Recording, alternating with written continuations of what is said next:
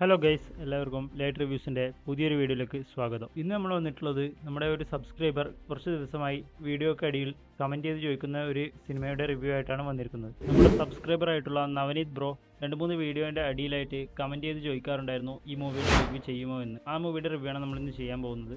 അപ്പോൾ നവനീത് ബ്രോ ചോദിച്ചിട്ടുണ്ടായിരുന്ന പടം ഏതാണെന്ന് വെച്ചാൽ 2012 പുറത്തിറങ്ങിയ കൊറിയൻ ക്രൈം ത്രില്ലർ മൂവി ആയിട്ടുള്ള കൺഫെഷൻ ഓഫ് മേർഡർ. സത്യം പറയാല, ഞാൻ അങ്ങനെ അധികം ഒരു കൊറിയൻ സിനിമയൊന്നും കാണുന്ന ഒരു വ്യക്തിയല്ല. അതുകൊണ്ട് തന്നെ ഞാൻ ആദ്യം നവനീത് ബ്രോ കമൻ്റ് ഇട്ട് കണ്ടിരുന്നു.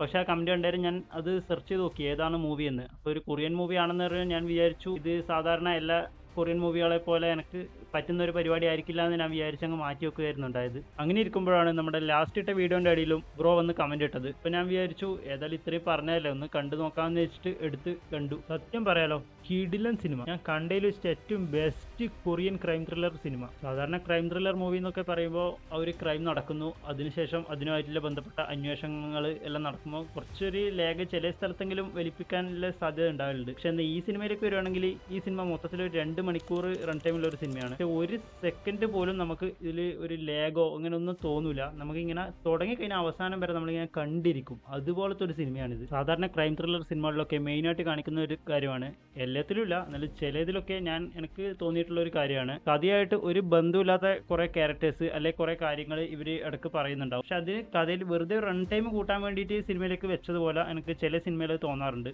ശരിക്കും അങ്ങനെ ഒരു ഇതിൻ്റെ ഒരു ആവശ്യമില്ല ആ സിനിമയിൽ. പക്ഷേ എന്നാൽ ഈ സിനിമയിലേക്ക് വരുവാണെങ്കിൽ അങ്ങനത്തെ ഒരു സീൻ പോലും ഈ സിനിമയിലില്ല. എന്താണോ ആ കഥയ്ക്ക് വേണ്ടത് അല്ലെങ്കിൽ നമുക്ക് ആ സിനിമയ്ക്ക് വേണ്ടത് അത് മാത്രം വെച്ച് ഒരു സെക്കൻഡ് പോലും വേസ്റ്റ് ചെയ്യാതെ വെറുതെയുള്ള കോമഡി അങ്ങനെ കാര്യങ്ങളൊന്നുമില്ല.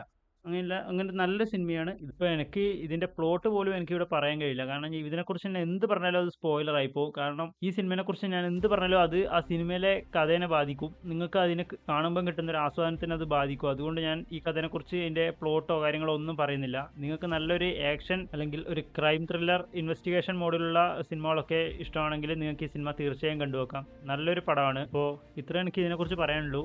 നിങ്ങൾ ഈ സിനിമ കണ്ടവരാണെങ്കിൽ നിങ്ങൾക്ക് ഈ സിനിമയെക്കുറിച്ച് എന്താ അഭിപ്രായം എന്ന് വെച്ചാൽ ഒന്ന് കമൻറ്റ് ചെയ്യുക. പിന്നെ നിങ്ങൾക്ക് ഇതുപോലെ നവനീത് ബ്രോ ഇപ്പം ചെയ്ത കണക്ക് എന്തെങ്കിലും നല്ല സിനിമകളെല്ലാം സജസ്റ്റ് ചെയ്യാനുണ്ടെങ്കിൽ അതും കൂടി ഒന്ന് വീഡിയോൻ്റെ ഇടയിൽ കമൻറ്റ് ചെയ്യാൻ ശ്രദ്ധിക്കുക.